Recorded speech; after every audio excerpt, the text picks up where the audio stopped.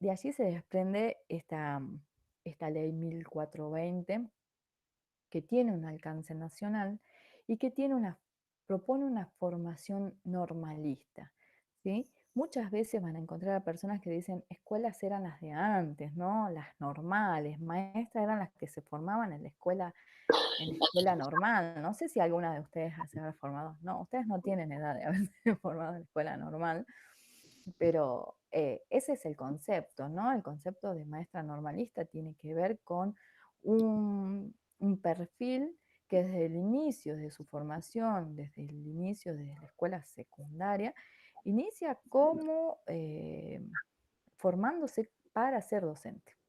Entonces, la idea y la presencia de Sarmiento es emblemática, y cuando nosotros decimos que Sarmiento es el padre de la escuela, es porque es el que dio el espacio para que se construya el sistema educativo, por un lado, la legislación, porque sabemos que nada se sostiene sin legislación desde la 1420, y desde lo metodológico, sosteniendo y abriendo las puertas a esta mirada normalista.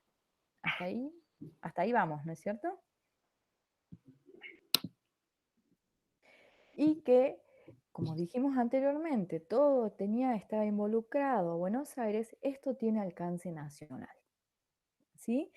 Y que sea de alcance nacional no es una cosa menor, porque aquello que nosotros veíamos como el centro, periferia, que todo se construía en Buenos Aires y que las cuestiones de enseñanza emergen desde Buenos Aires, con Sarmiento lo que se logra es ampliar este panorama este, a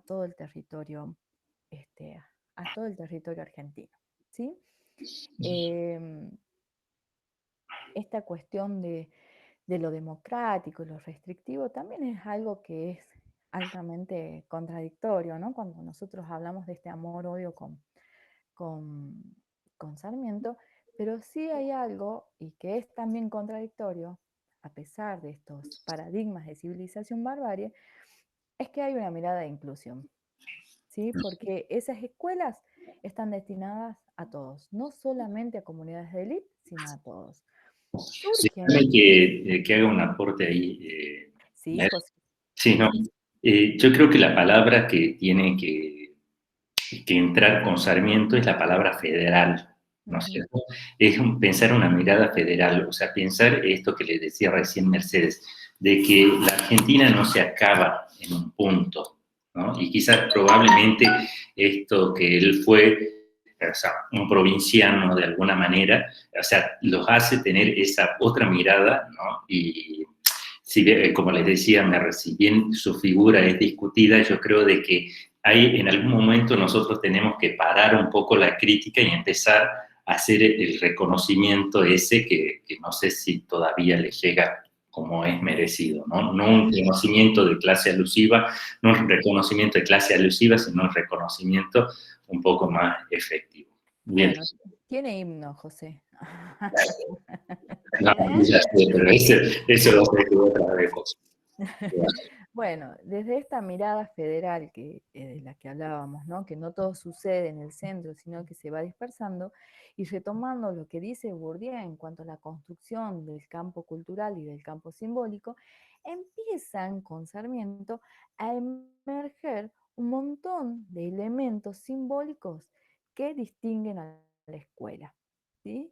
Uno es esta cuestión de lo normalista en cuanto al método y desde una mirada absolutamente pedagógica, pero acompaña a la escuela elementos que que en la naturalización se hacen invisibles. Por ejemplo, el delantal, ¿no? El delantal es un elemento que surge, que se dice que es para homogeneizar, y la idea no fue homogeneizar, la idea es higienicista, ¿sí? La mirada de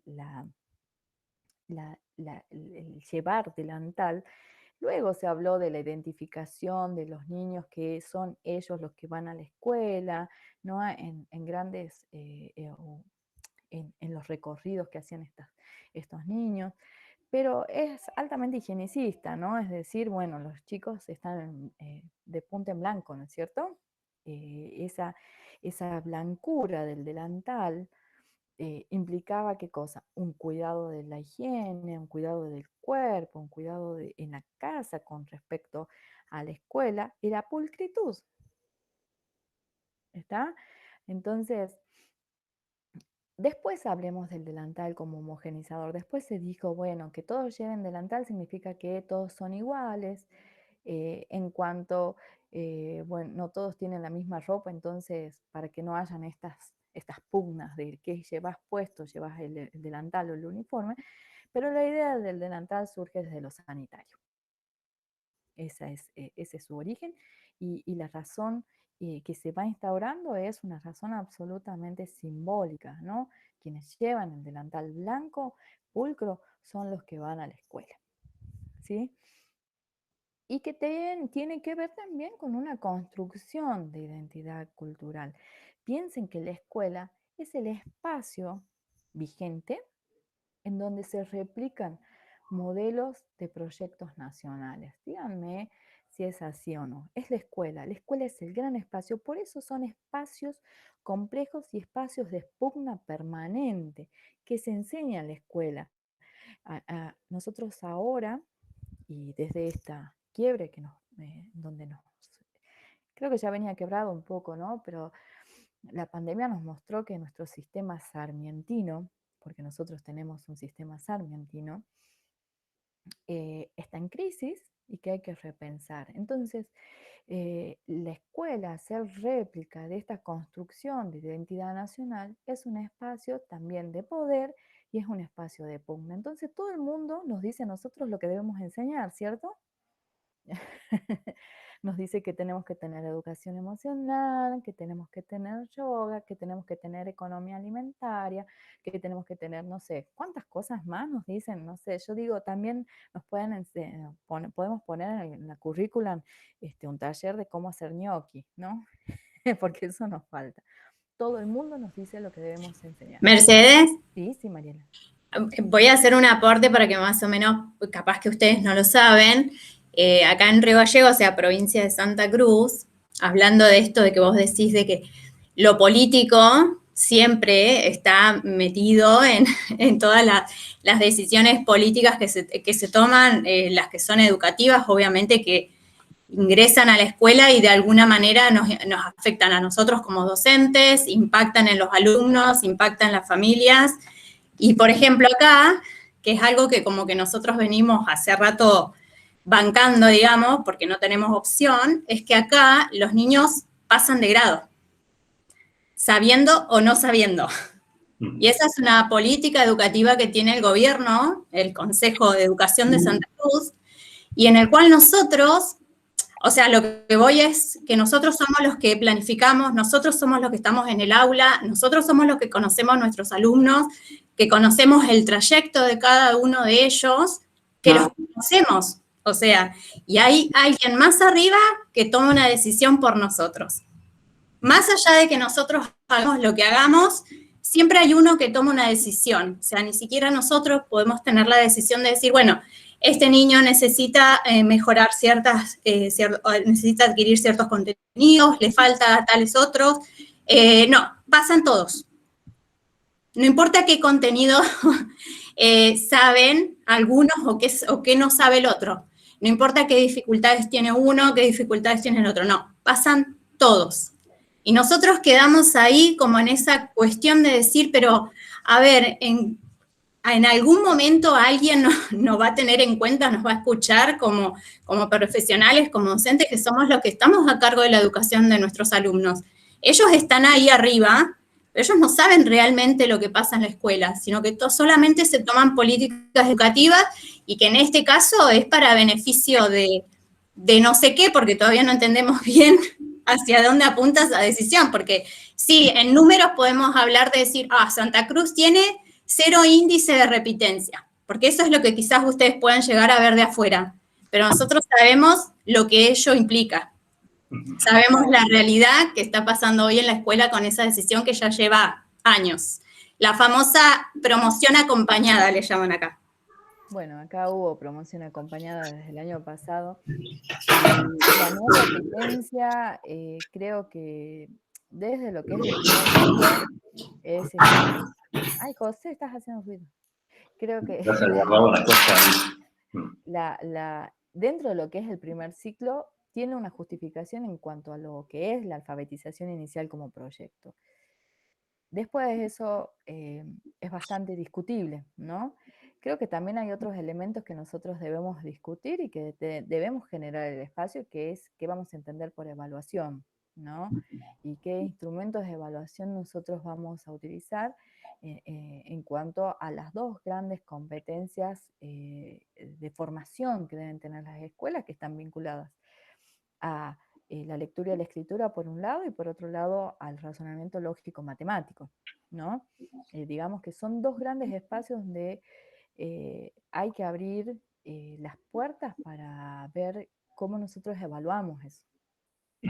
Me parece que es sumamente importante. Y lo que vos decís, Mariela, es un ejemplo de cómo la escuela siempre es un espacio de discusión, es un espacio de pugna y es un espacio de poder. Y el sistema educativo, nuestro sistema educativo, se formó desde ese espacio. Desde la época de Sarmiento, cuando se propuso esta 1420, no todos fueron felices, ¿no? ¿Por qué? Porque se insiste, y yo creo que aún se insiste en eso, ¿no? En que hay determinadas personas que no tienen por qué acceder al conocimiento, o por qué no acceder a la educación formal, ¿no?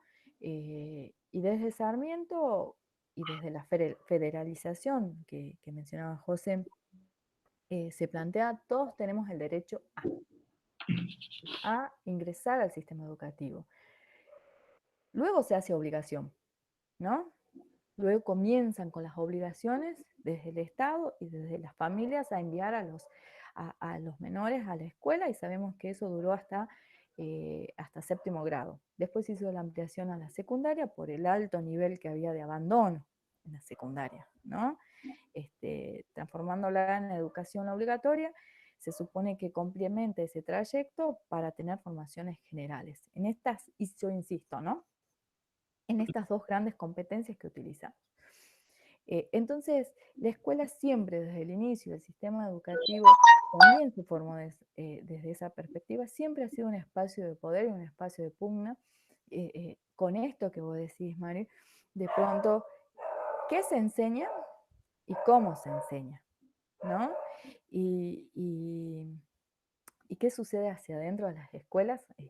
Eh, eh, Se habla desde la experiencia, ¿no? Yo he leído relatos de las maestras normalistas de principios del siglo XX y la experiencia de formar, de inculcar, de instruir, ¿no? Esas son las palabras que van acompañadas, son experiencias también vinculadas al amor, ¿no?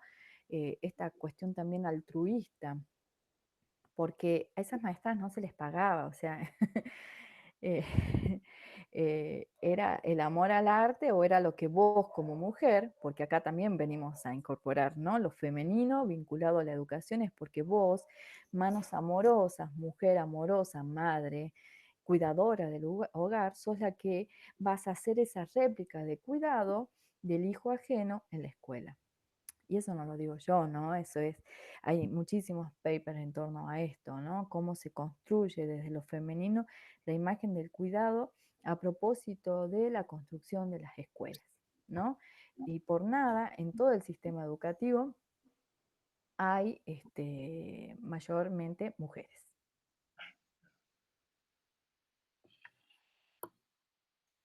Parece que se congeló la... No, me están hablando. Ay, perdón. Que vino un rapimoto a traer una mila en el pollo. Yo no pedí, yo estoy acá. Bueno, Entonces, bueno, nosotros llegamos con la lectura a comprender por qué Sarmiento es importante en la educación. Y es importante porque desde él se federaliza la educación y porque desde la incorporación del normalismo también se incorporan métodos de enseñanza, ¿sí? Y aquí yo le cedo la palabra a mi amigo José. Buenas. Bueno, conmigo vamos, o sea, yo voy a ir a una cuestión un poco mucho más práctica, ¿no? Quiero compartirles a ustedes así, o sea, un Power no tiene mucha dinámica, ¿no? Sobre los métodos de enseñanza, o sea, para que veamos, porque qué es lo que pasa, estos distintos momentos históricos que ha ido atravesando la educación en la Argentina, y yo les diría afuera de la Argentina, inclusive en el mundo, ¿no? Ha estado atravesado un poco por estos métodos de enseñanza. Así que yo ahora les presento un poquito todo, después ustedes me avisan si quieren que les cuente cómo funciona, ¿no? O sea, en ejemplos prácticos, y después conversamos un ratito. Miren, déjenme que les voy a compartir ahora una pantalla. Compartir.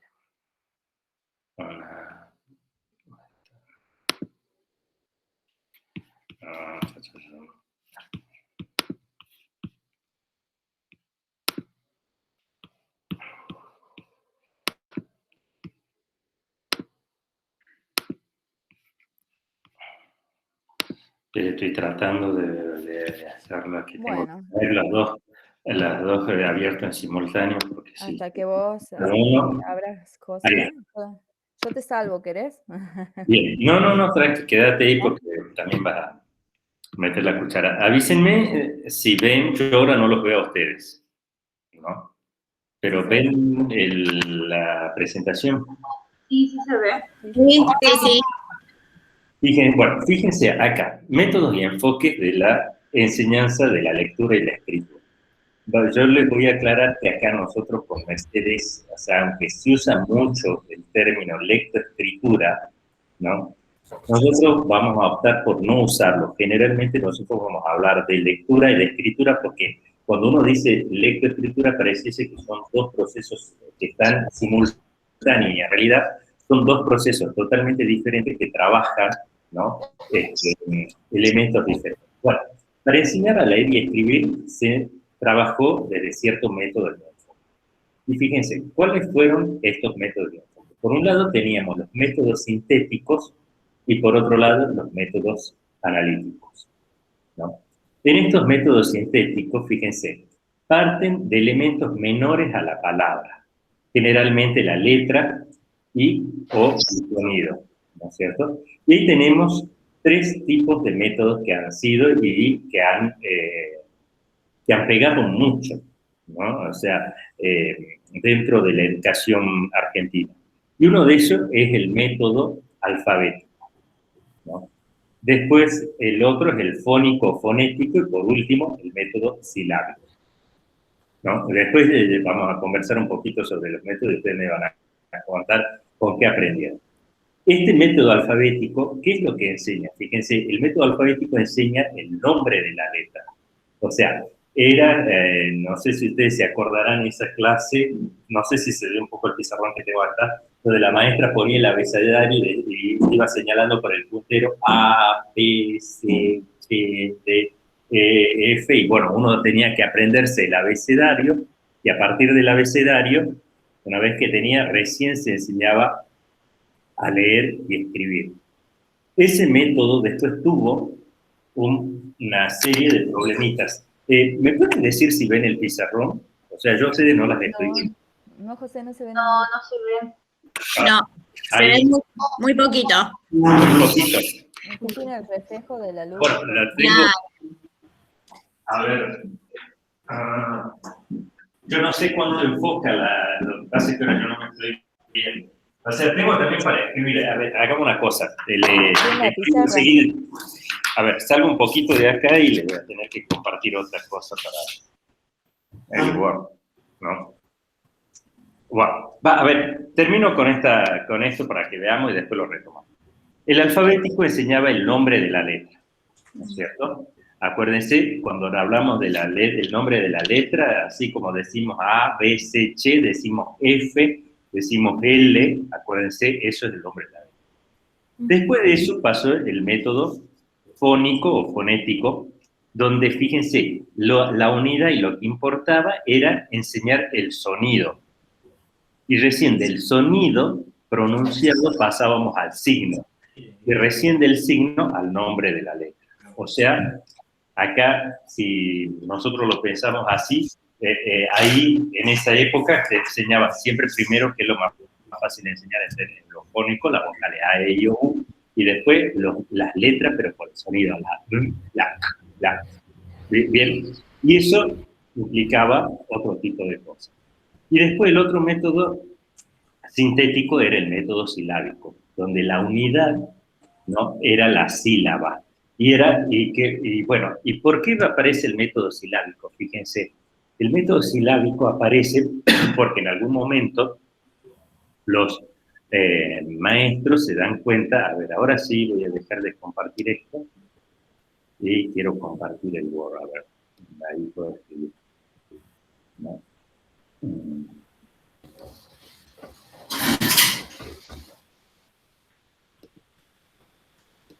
Bien, miren, voy a un poquito acá, voy a escribir y vean, ¿no? Fíjense, ¿no? Por ejemplo, nosotros le decíamos a los chicos, escribí Fanta, ¿no? Supongamos que estemos en el método alfabético, ¿no? O sea, nosotros sabemos que Fanta se escribe así, pero el chico te preguntaba, ¿y cómo se escribe Fanta? Se escribe con la F, con la A, con la N, con la T y con la A. Y el chico te escribía esto. ¿Por qué se cometía ese error? Fíjese, estamos hablando del primer método, porque ¿qué era lo que pasaba? Como acá le enseñaron a partir del nombre de la letra, ¿no? A, B, C, H, D. O sea, cuando el chico conocía las letras, pero conocía las letras por el nombre, pero no sabía que las letras estaban representando, ¿no es cierto?, un sonido, ¿no? Entonces, o sea, una cosa era el nombre de la letra y otra cosa era el sonido de la letra. Entonces, ese fue, digamos, el primer error, y así se enseñó muchos años, y yo les digo algo que ahí hago mía las palabras de Sara Melgar, que por suerte los chicos aprenden a pesar de los métodos y de los maestros, ¿no? Así que con ese método aprendí mucha gente. Bueno, después acuérdense que yo les decía, ¿cuál método siguió? Siguió el método fónico, ¿no es cierto? El método fónico. Y con este método, ¿qué se enseñaba? A los chicos se les enseñaba los sonidos. Cuando yo los ponga a esto así, son los sonidos, ¿entienden?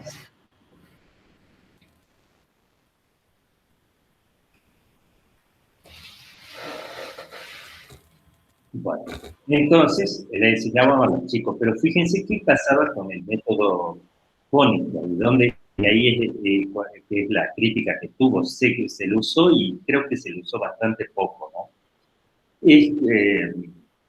Los chicos, es muy difícil articular solo sonidos, ¿no es cierto? Es fácil con la A, E, I, O, U, pero después cuando vos te vas a la F, ¿no? Y yo me acuerdo que tuve una maestra en segundo grado que nos quiso enseñar el abecedario por el sonido, y cuando llegábamos a la H, nosotros le decíamos, me acuerdo, porque encima veníamos del primer grado que ya sabía leer y escribir, ¿no? Y le decíamos, o sea, le hacíamos, o sea, como que decíamos H, pero no la pronunciábamos, ¿no? Entonces, o sea, era una cosa muy graciosa, pero fíjense qué era lo que pasa. Este método implicaba un esfuerzo, ¿no?, muy grande, muy grande por parte de los alumnos. ¿Por qué? Porque no podrían, ¿no?, de alguna manera, voy borrando todo, articular. Y fíjense, ¿qué era lo que hacían? Del sonido, ¿qué pasa ahí? Del sonido pasaba la sílaba,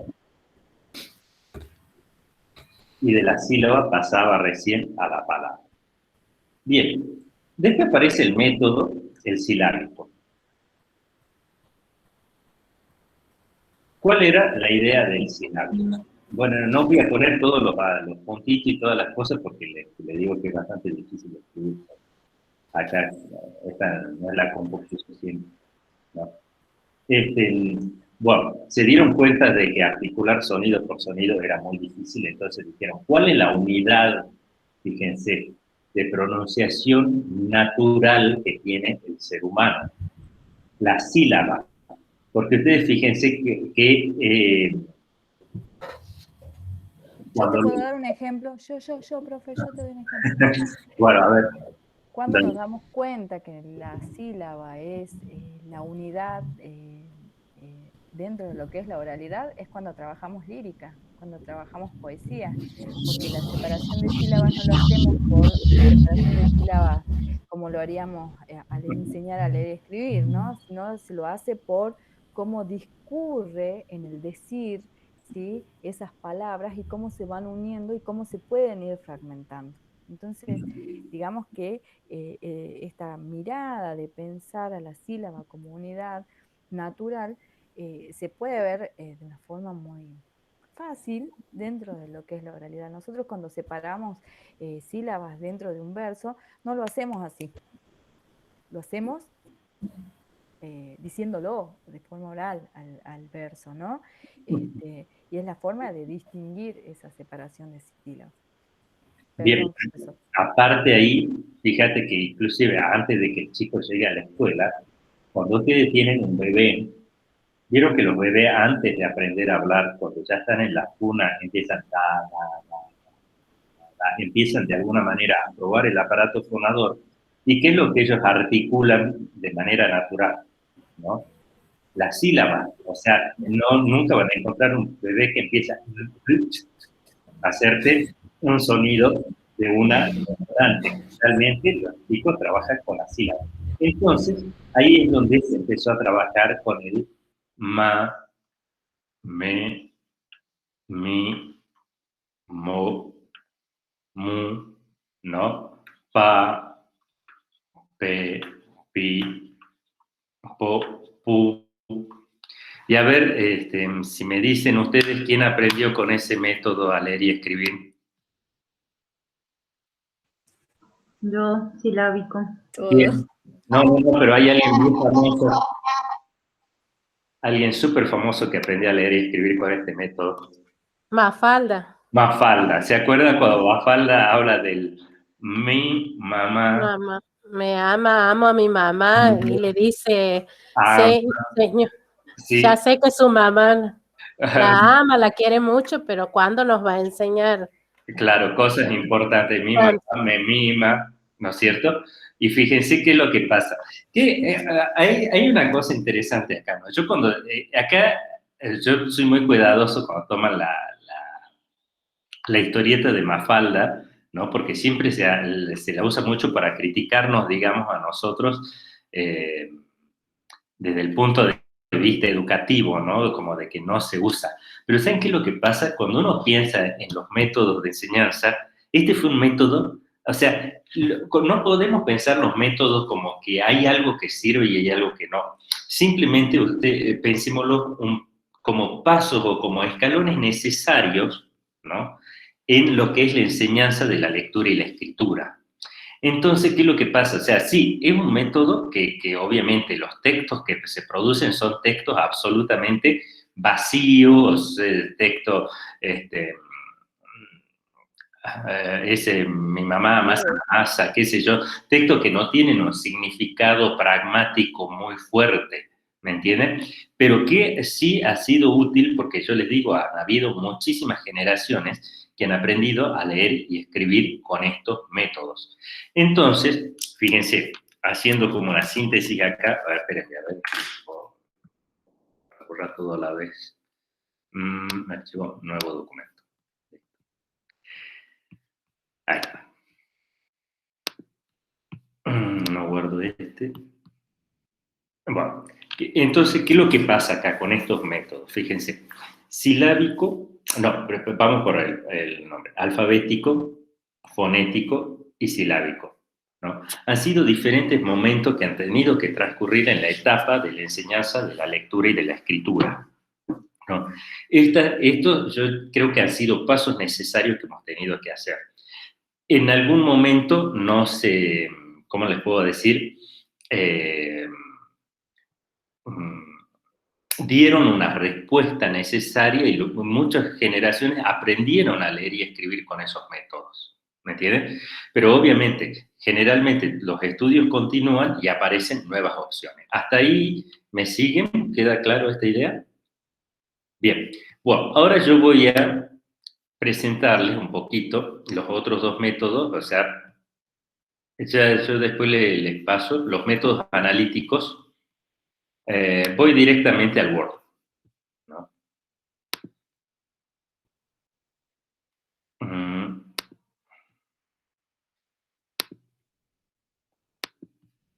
También es importante rescatar que la vigencia o no de determinado método, uno tiene que resguardar aquello que aprendió, ¿no? De esos métodos y cuáles son los elementos desde una perspectiva lingüística, ¿no? La pensemos en la perspectiva lingüística, cuáles son los elementos importantes en los procesos de alfabetización. Porque es importante también que destaquemos que alfabetizar implica la enseñanza del sistema de la escritura y que la escritura es un sistema artificial, con gramáticas, lo que implica unas reglas específicas que nadie puede, que no están a discusión.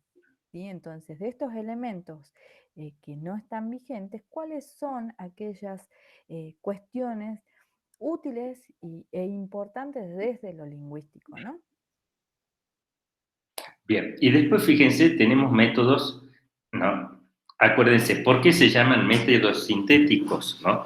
Porque generalmente parten de unidades que son menores a la palabra, o sea, parten de unidades no significativas, como eran el nombre de la letra, el sonido o la sílaba, ¿no? Entonces, fíjense, precisamente por las críticas que le hacen estos métodos, es que aparecen estos otros métodos que son el palabra generadora, ¿no? Y el método global. Entonces, fíjense, en el método palabra generadora hay cosas que nosotros tenemos que tener bien claro. ¿Cuál es la unidad? La unidad es la palabra, ¿no es cierto? En el método global, la unidad es la oración, ¿no? Bien, les cuento un poquito cómo funciona este método, ¿no? Yo lo primero que hago a los chicos, le presento lo que sería la palabra. Por ejemplo, le digo, le presento la palabra mamá. Entonces, fíjense, esto sería, le presento la palabra completa, la palabra comunidad significativa, puede estar acompañada por el dibujito de la mamá, etcétera, ¿no? Y después le digo, bien, acá dice mamá porque acá dice ma. En esta etapa, fíjense qué es lo que yo realizo el análisis de la palabra. Por ahí me voy a comer los acentos porque les digo que los marco, pero tengo que apretar mucho para que lo hagan, así que ustedes sepan disculpar en eso, ¿no? Mamá, acá yo les enseño al chico a analizar la palabra. Y después le digo, o sea, de alguna manera, yo le digo, sí, pero acá dice mamá porque acá hacemos a, me forma ma, y a, o sea, esperen, ahí hice mal los dibujitos, perdón, los dibujitos de, ¿no? Las letras. Ahí dice ma, porque ahí dice a, a. Entonces, fíjense, acá yo sigo haciendo el análisis, ¿no? En unidades menores. Fíjense cómo yo pasé la unidad que era la palabra a la sílaba, ¿me entienden? A lo que sería el fonema y el grafema. Y después lo que hago, de nuevo, es la recomposición de esto, ¿no es cierto? Ma. Y vamos a las palabras. Pero aparte, cuando nosotros vamos a esta etapa de síntesis, ¿me entienden? Donde yo le enseño al chico a que ya conformemos de nuevo la palabra, o sea, fíjense, vamos de acá, analizamos la palabra hasta sus unidades menores, las recomponemos, vamos a la parte de la síntesis, ¿no? Y nos salen nuevas palabras. Y fíjense, nosotros con este método al chico le enseñábamos, supóngase, mamá, papá, sapo y oso, y se la enseñábamos de esta manera, ¿y qué es lo que pasaba? Acá, de alguna manera, ya esta combinación permitía de que yo haga lo que se llama una recomposición en nuevas palabras. Entonces, el chico ya, fíjense, con 3 o 4 palabras tiene un stock, ¿no?, de recursos para formar otras palabras nuevas, como podría ser mapa, ¿no es cierto? Pasa, ¿no? Masa.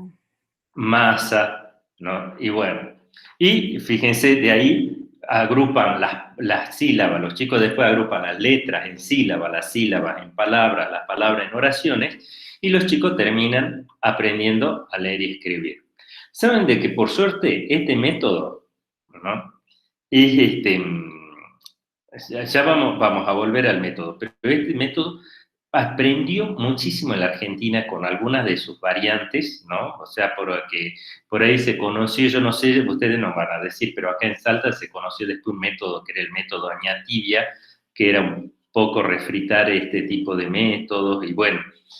Entonces, fíjense, ¿qué es lo que tiene de importante este método? Es esta independencia que le da al chico. O sea, si bien hay que, ¿cómo les puedo decir?, que seguir un paso, que es esto. O sea, estos pasos, cuando ustedes piensen en la palabra método, un método no es que yo puedo saltar de un método al otro y hacer el método ecléctico, que se acuerdan que le habló la profe Mercedes la semana pasada, ¿no?, o hace 2 semanas. No, porque ¿saben qué es lo que pasa? El método implica, para que funcione lo tenés que usar tal cual como dice, si no, no funciona. ¿Me entiendes? Yo no puedo andar tomando de aquí, de allá y de allá y decir que me va a salir un método, ¿no? Entonces, esto, ¿qué era lo que pasaba? Fíjense, ustedes piensen en un primer grado, ¿no? Yo me acuerdo de esto porque ya estaba de moda otra enfoque de la enseñanza. Cuando se jubilaba mi madre, ella había estado 2 años con licencia, y cuando ella tuvo que volver a trabajar en septiembre, antes de jubilarse, ya para jubilarse, le dan primer grado, ¿no? Y se da con que los chicos no sabían leer y escribir. Y bueno, mi madre, que era de esto de la palabra generadora, ¿qué hizo? Los agarró a los chicos y, digamos, vos en 1 mes, 2 meses, lo tenés al chico formando un montón de palabras, ¿me entienden?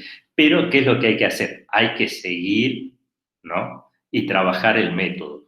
Ya después ustedes díganme, hay un libro, si no me equivoco, capaz que alguno de ustedes lo tiene, yo ya no lo tengo, que se llama La didáctica activa, ¿no? Era un libro de primaria y ahí desarrollaba mucho los trabajos con este tipo de método. ¿Queda claro este método? Sí, desde la base lingüística lo que se hace ahí fundamentalmente es trabajar la articulación pura, ¿no? Exactamente. Eso es articular. Cuando ustedes le digan alfabetización, es también la enseñanza de la articulación, es eso, ¿no? Es lo que hace cada uno de los métodos tomando distintas unidades de trabajo. Uno va a hacer el fonema, otro va a ser la sílaba, otro la palabra, otro la oración, pero en cada uno de esos elementos con significancia o no, lo que hacen es articular para culminar en la construcción del sentido, ¿no? Bien. ¿Y los cursantes lo entendieron al método o no? Porque me contestó la profe recién. Sí, sí, sí, lo Sí, entendí. sí, se entendió, se entendió. Se entendió. Bueno, vamos ahora un poco al método global. A ver, tengo que salir un ratito y abrir otro.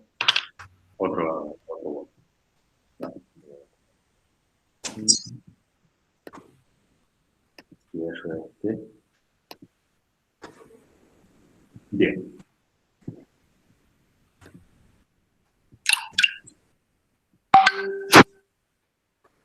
Y ya terminamos un ratito. Y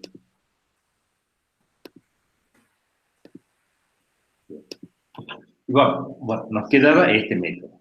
El método global, esperen que tengo que poner la opción de dibujar.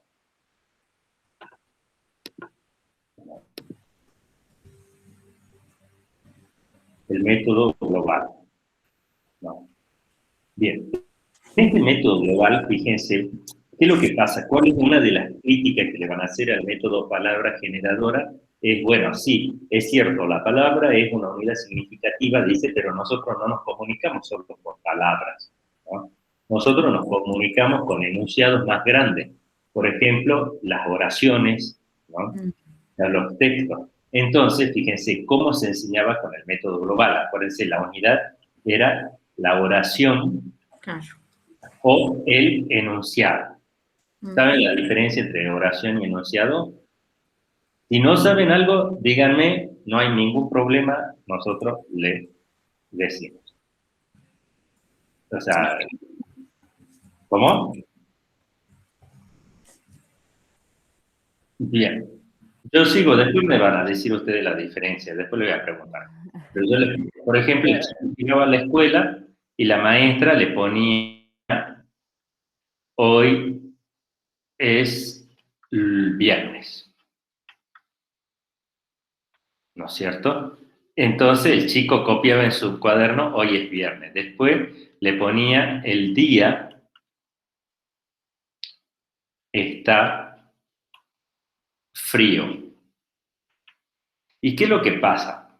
Es cierto, estos son unidades absolutamente significantes. Acá tenemos oraciones y tenemos enunciados, donde tenemos unidades que son significantes. Pero ¿cuál es el problema del método global? ¿No es cierto? Que los chicos directamente lo que hacían era copiar. Y cuando hablamos de copiar, es copiar como quien dibuja, ¿no? Esto. O sea, vos le decías al chico, o sea, el chico lo que hace, te copia y probablemente te puede copiar muy bien el día está frío. Pero el nivel de significancia queda ¿No es cierto? de lado. No hay ninguna operación cognitiva en el copiar. Pero acá, ¿qué es lo que pasa? Acá, en este método, está faltando ese nivel de análisis lingüístico que le está diciendo la profesora. Por ejemplo, el chico no se da cuenta que esta letra también está acá y que esta letra también está acá, ¿no es cierto? El día está frío, ¿sí? Y que esta letra también está acá, ¿no? Entonces, fíjense qué es lo que pasa. Al faltarle ¿cómo les puedo decir? El análisis, ¿se acuerdan el otro método que yo les mostraba anterior, donde nosotros íbamos? Análisis, síntesis, ¿me entiende? O sea, desarmar. El chico entendía la palabra como una unidad. O sea, como vieron cuando nosotros vemos la escritura en chino, ¿no es cierto? Capaz que esto en chino quiere decir agua, ¿no? Y bueno, ¿cómo pongo agua fría?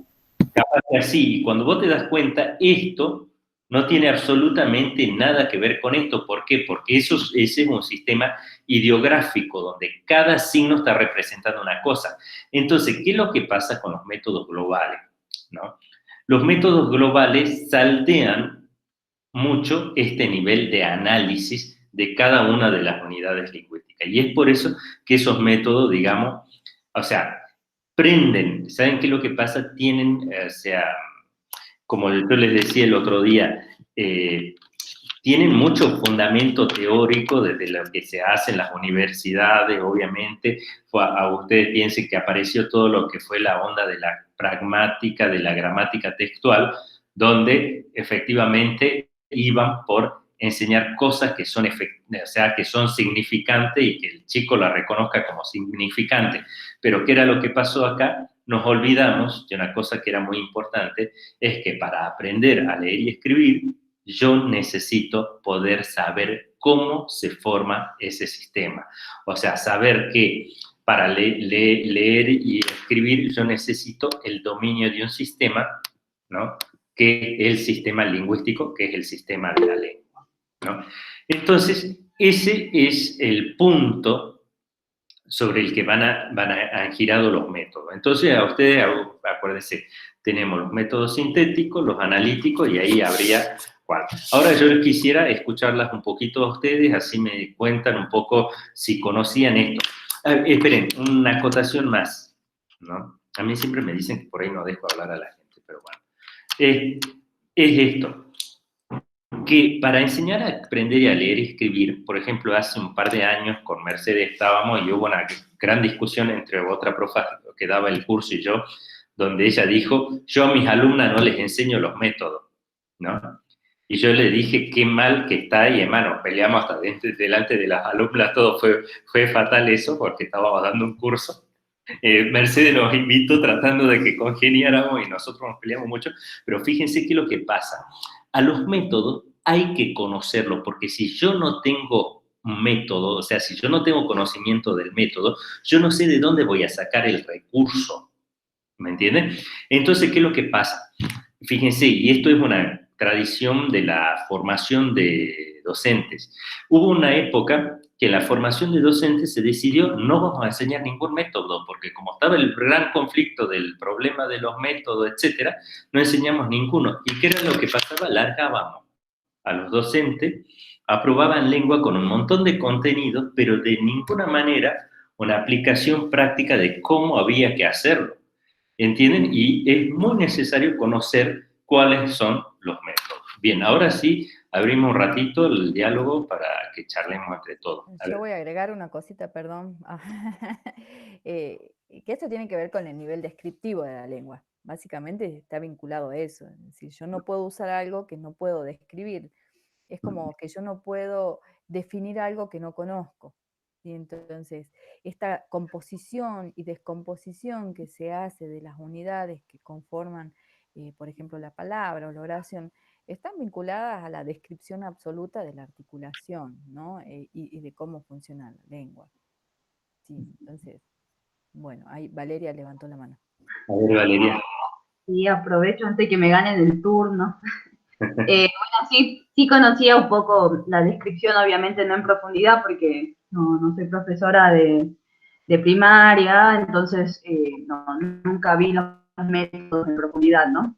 Pero me parecía bueno esto, que se trata, ¿no?, de tomar conciencia de las unidades de la lengua, las unidades lingüísticas, para poder usarlas también, ¿no? Y sí, obviamente, este conflicto se vio, ¿no?, lo que decía José justamente, se vio esto de que de repente tenemos docentes en las aulas de nivel primaria sin saber qué hacer, ¿no? Porque no tenían ninguna herramienta, ningún método, y se censuró. Bueno, sabemos que desde el constructivismo por ahí se hicieron como lecturas o personas que interpretaron las investigaciones constructivistas en esta censura, ¿no? Entonces entender que por ahí no sé decir, porque Ferreiro lo dijo, ¿no? Dijo, criticó de alguna manera esta idea de los métodos, ¿no? ¿Para qué enseñar los métodos si no entendemos realmente qué es lo que está pasando en la mente del niño y qué es lo que conoce el niño realmente, y bueno, y entender todo lo que implica la adquisición de la lengua escrita, ¿no? Entonces, yo creo que desde ahí se hicieron lecturas que directamente dejaron de lado estas unidades tan importantes, que son unidades de la lengua fundamentales y que las necesitamos para poder adquirir precisamente la escritura, ¿no? Y por otro lado, era ese aporte, y después también pensar en la actualidad, ¿no? Que uno lee los diseños curriculares de nivel primario, por lo menos acá en Salta, nivel primario, nivel inicial, uno va a ver que hay propuestas como, por ejemplo, partir alfabetización desde el nombre propio, ¿no? Pero también tenemos una gran complejidad dentro de los diseños curriculares también, ¿no? Entonces, de repente hay que como juntar todo esto que dijiste y darlo todo. Entonces, también es complejo pensarlo. Entonces, ¿qué le enseñamos a los que somos profesores, que somos formadores justamente, que estamos en profesorado? ¿Qué le enseñamos a nuestros estudiantes, no? Entonces, hay que enseñarle cómo pensar en esta complejidad, pero darle también herramientas concretas para que puedan llevarlas a las aulas, ¿no? Bien, a ver, ¿qué más quiere decir algo, chicas? Habilitamos los micrófonos, después ya vamos a hacer el cierre. Mariela, Mercedes, Karen, Elizabeth. Cuéntenos si los conocían o los conocían, cómo se formaron, etc. Bueno, yo la verdad que no, en lo que es al menos mi formación, Lo mío se centró mucho desde una mirada constructivista, entonces ya desde un inicio la formación fue así. La verdad que en este momento, mientras vos ibas como mostrando, yo trataba como de hacer memoria, a ver si había podido registrar o ver algo de esto, y seguramente lo debemos haber visto muy, muy al pasar, porque mi formación fue netamente constructivista, estaba como muy inmersa en ese modelo, digamos. Entonces, por eso igual yo en el foro, cuando opiné sobre los silabarios, justamente dije, yo la verdad no lo usé, o sea, llevo 11 años de docente, digamos, ejerciendo, y no los usé nunca a los silabarios. Siempre, no sé, por ejemplo, ahí Valeria habló del tema de nombre propio. Una de mis primeras propuestas didácticas, de hecho, la primera que propongo después del periodo de diagnóstico, es comenzar el trabajo con el nombre propio. Y, por ejemplo, no sé, yo presento como propuesta el armado de una agenda, que obviamente hoy tengo que ya empezar a pensar en otra opción, porque obviamente la agenda ya prácticamente no se usa, porque hoy está el celular, pero también es verdad que un niño de 6 años no tiene celular, o al menos no debería, no sé, eso depende.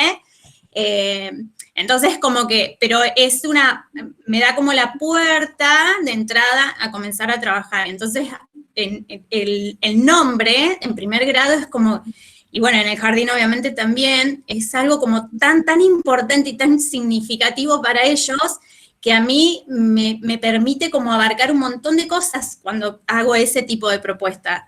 Y después paso como a un texto. Yo no trabajo así, pero bueno, yo ya vengo con esa formación, entonces no me imagino, por ejemplo, trabajando con el silabario, porque no está, digamos, dentro de cómo yo trabajo. Y después poner, como decía hoy Mercedes, me hizo acordar cuando hablaba del tema de lo de poesía, una de las propuestas, no sé, hay un librito que se llama El sapito glo glo glo, que no sé si alguno conocerá la canción. Sí, todos lo conocemos. Bueno, es un librito que también, o sea, la variedad de actividades que te permite trabajar, yo presento el texto en realidad, que encima, si uno ve el librito, tiene como un formato de cuento, pero al final aparece como la poesía completa. Entonces, ahí me permite hacer todo un trabajo, y ya de hecho voy ya como metiendo así estrofa, verso, y como vos decías, o sea, yo por ahí presento una estrofa, y en esa estrofa, bueno, buscamos la palabra, una de las palabras, no sé, sapito, por ejemplo. Sapito, y bueno, hacemos toda esa construcción, pero como que siempre el trabajo que yo he hecho es así. No así, no he utilizado, la verdad, ninguno de esos métodos. Ajá, bien. Me encanta encima ese libro. Bien, ¿alguien más? ¿Alguna chica más que quiera comentar algo? Hola, perdón por llegar muy tarde. Bien. Perdón por llegar muy tarde, ante todo. Escuchando a la Mariela, me retrotrae a la capacitación en alfabetización inicial, a este ciclo de formación que hablaba Mercedes la semana anterior, que son 2 propuestas de trabajo, tanto la agenda, la construcción de la agenda a partir del nombre propio, como la de la colección de los morochitos también estaba dentro de esas propuestas.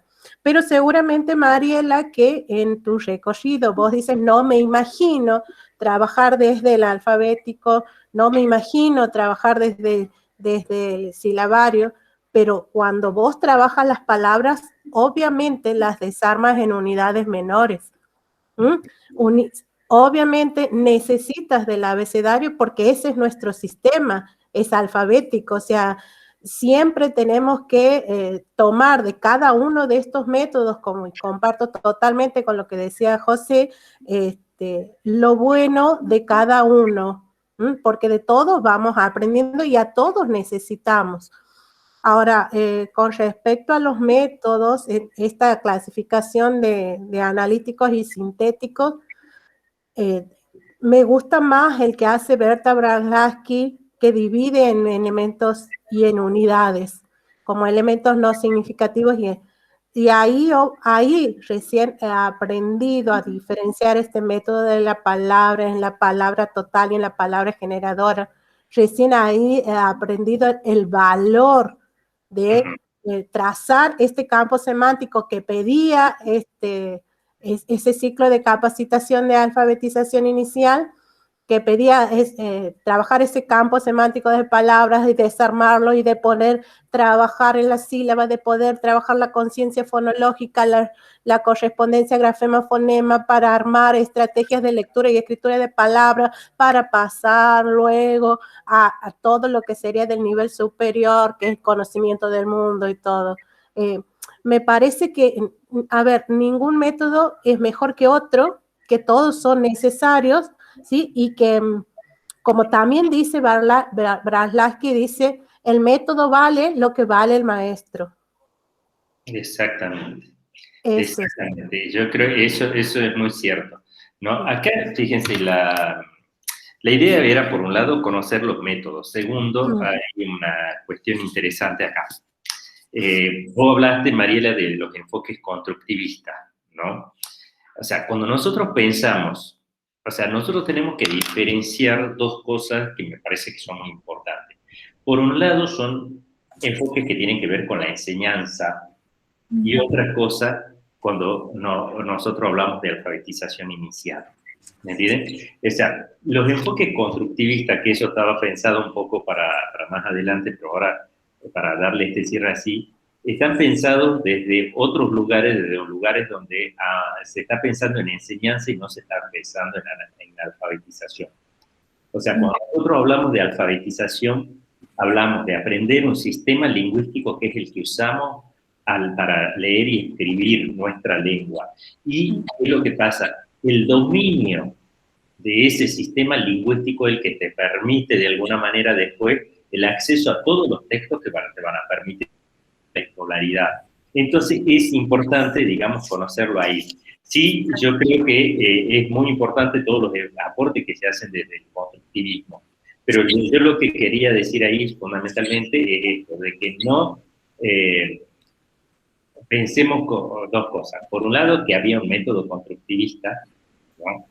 Eso no tendríamos que pensar, porque ahí ya vamos a llegar a ese punto, porque ese es lo vamos a dejar para después. Sí, yo creo que son las actividades que nosotros hacemos, cuando nosotros pensamos en constructivismo, pensamos en las actividades, ¿me entiendes?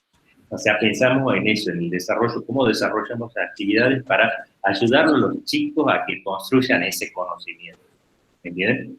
Pero pues ya después yo les voy a decir cuál fue la parte donde se fundamentaliza el constructivismo y qué es lo que hubo un poco o sea, cuáles fueron los aciertos y cuáles fueron después los errores, como les dije acá, de estos métodos, ¿no? O sea, de estos que yo también les presenté, los aciertos y los errores. Después no sé si Elizabeth o Mercedes quisieran decir algo. Bueno, yo quería compartir desde la mirada psicopedagógica, ¿sí?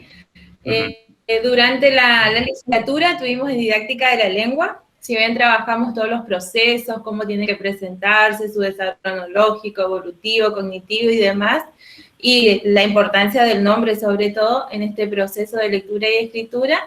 Al finalizar, cuando empecé a trabajar en consultorio, la gran falencia que hasta hoy en día tengo, ¿sí?, es la lectura y la escritura. Niños con el segundo, en tercer grado, que no reconocen el abecedario, ni los sonidos, ni las sílabas. Entonces empecé a indagar y a interesarme en los métodos, ¿sí? Y los llevo a cabo en el consultorio a todos.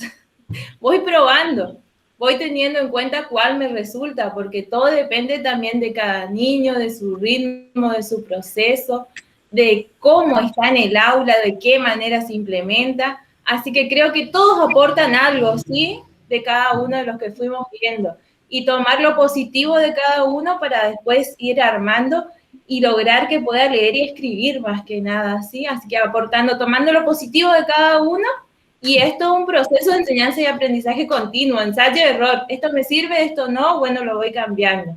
Y también desde la rima, la conciencia fonológica, el fonema inicial, los sonidos, la articulación de los fonemas en relación a los grafemas, y así, de esa manera. Eso nada más quería compartir, desde esta mirada de no docente de aula, así de nivel inicial, pero del lado de la psicopedagogía. Bien, a ver, y después alguna de las otras chicas, Karen o Mercedes. Yo también hablaría de la parte de psicopedagogía, porque yo también soy psicopedagoga.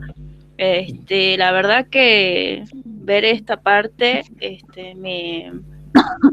me llevó mucho, o sea, me sorprendió mucho porque yo estoy haciendo talleres de alfabetización acá en mi casa con una colega, enseñando a los chicos desde mi zona de mi barrio que no saben leer ni escribir.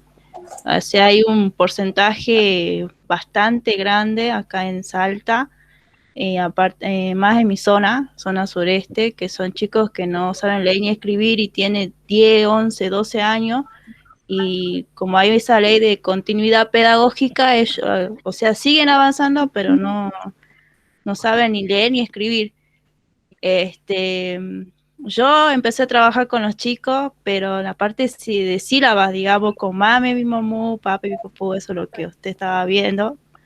Y ahora me llevo con otra perspectiva, porque, o sea, dio lo que sería como un análisis, o sea, vio otros pasos que yo no sabía y ahora los voy a aplicar para enseñar de otra perspectiva a estos chicos, digamos. Y también otra cuestión que yo veo mucho y que lo escucho en la tele, en todo lado, con el tema de los abecedarios, que a los chicos de jardín le enseña la A de auto, la B de barco, la F de fresa, y a la hora de enseñar a los chicos, lo que me pasó a mí es que ellos quieren, por ejemplo, decir fa, y no saben si decir fa o la F de fresa con la A, o sea, se entreveran, es un entrevero total ahí. Y ahí donde con mi compañera empezó a decir, bueno, empecemos desde cero, enseñemos con herramientas didácticas, enseñándole el abecedario de nuevo, pero es un proceso muy largo. Y nosotras nos cuestionamos eso, ¿por qué enseñan así, digamos? ¿Por qué les confunden tanto a los chicos en ese sentido, digamos?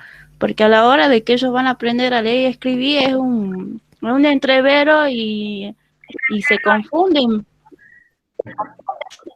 Bien, a ver quién más, Elida. Hola, buenas noches, los estuve escuchando. Bueno, yo soy profesora del nivel inicial.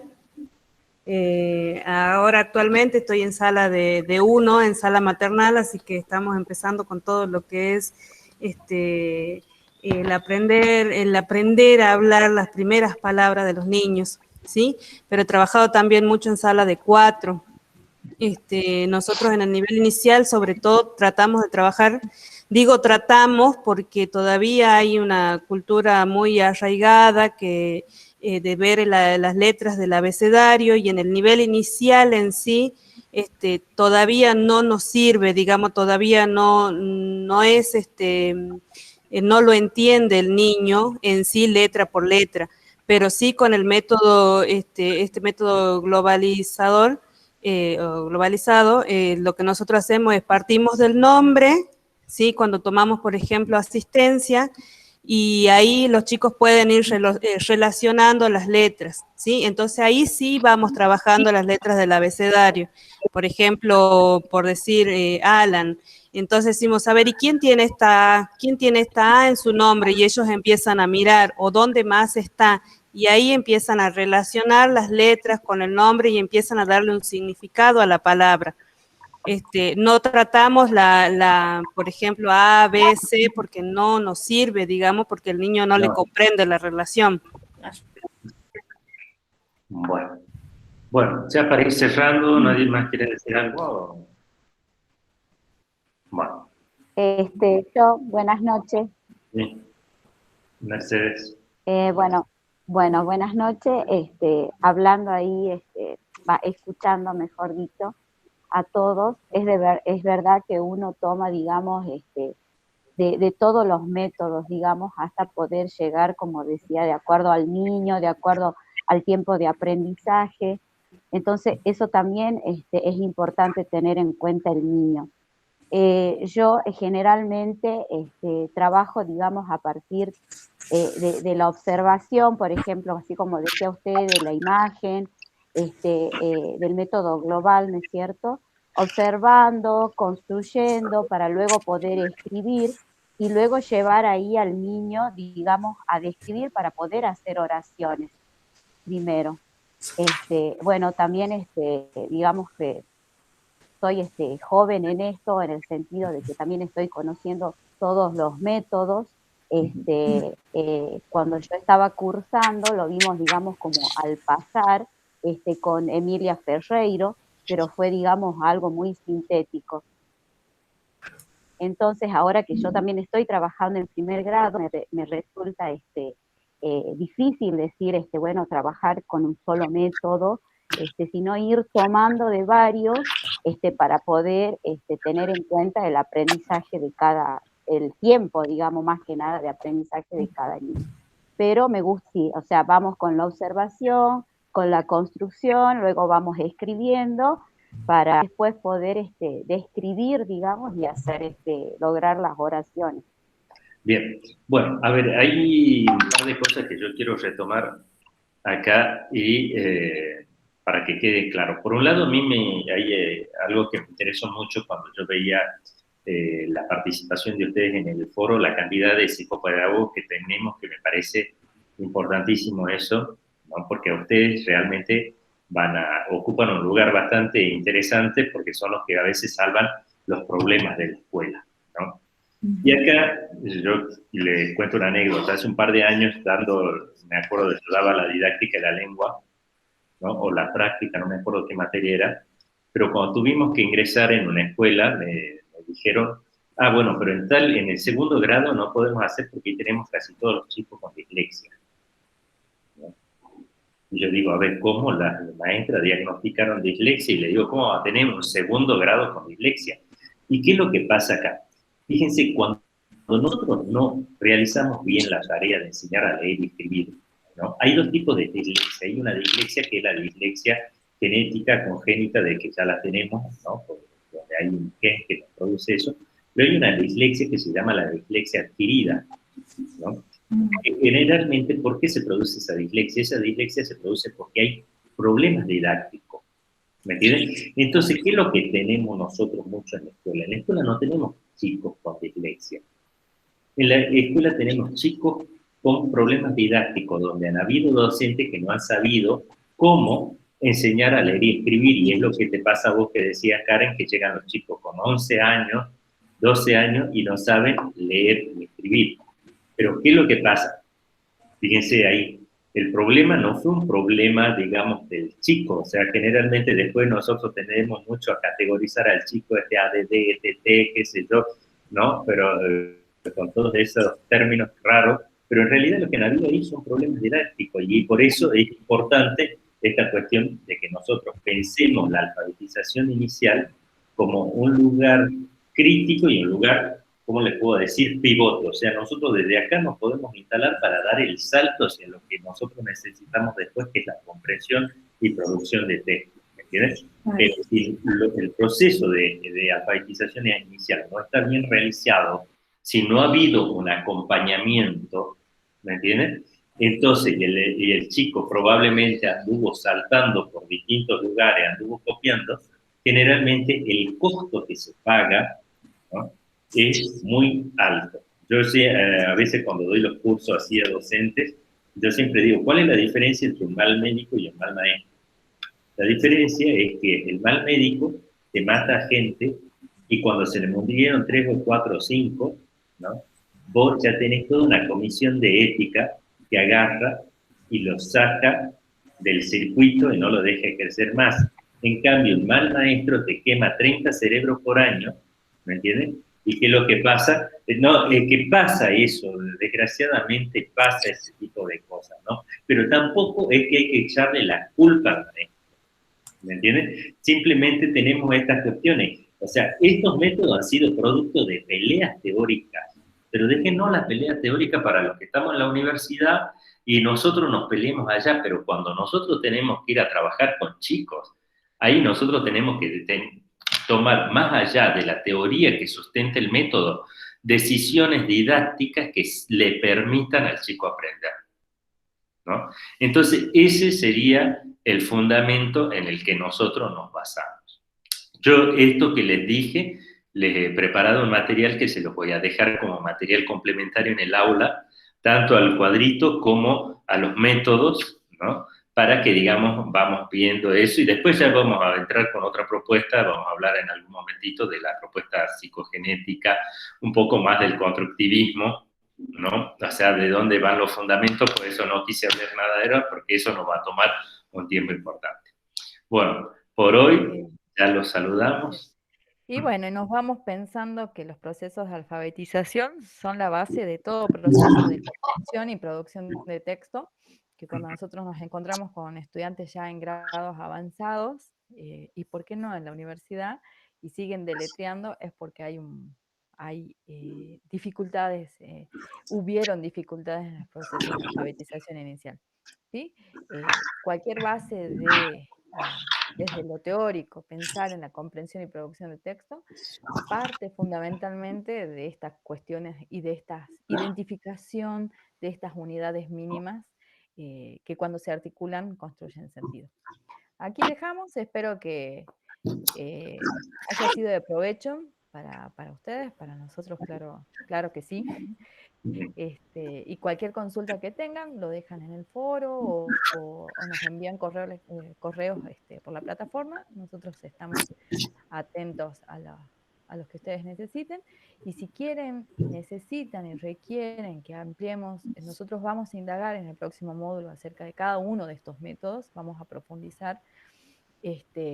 Pero si necesitan información extra de lo que vamos leyendo, lo piden y nosotros compartimos lo que ustedes necesiten, y nada, que tengan un muy buen fin de semana, descansar, merecido descanso para todas y todo. Profe, una consulta final, ¿puede ser? Sí, a ver, ¿Sí? La línea de tiempo, ¿sí? Que tenemos que enviar. La trabajamos con la teoría, que está primeras corrientes pedagógicas en Argentina y con Sarmiento y la educación argentina. Así es. Sí. ¿Sí? Sí, hasta ese momento. Muy bien. Sí. Bueno. Bueno. Que estén muy bien, que descansen. Miren, José ya se puso el Chao, chao. Chao. Chao. Nos vemos. Chao. Chao.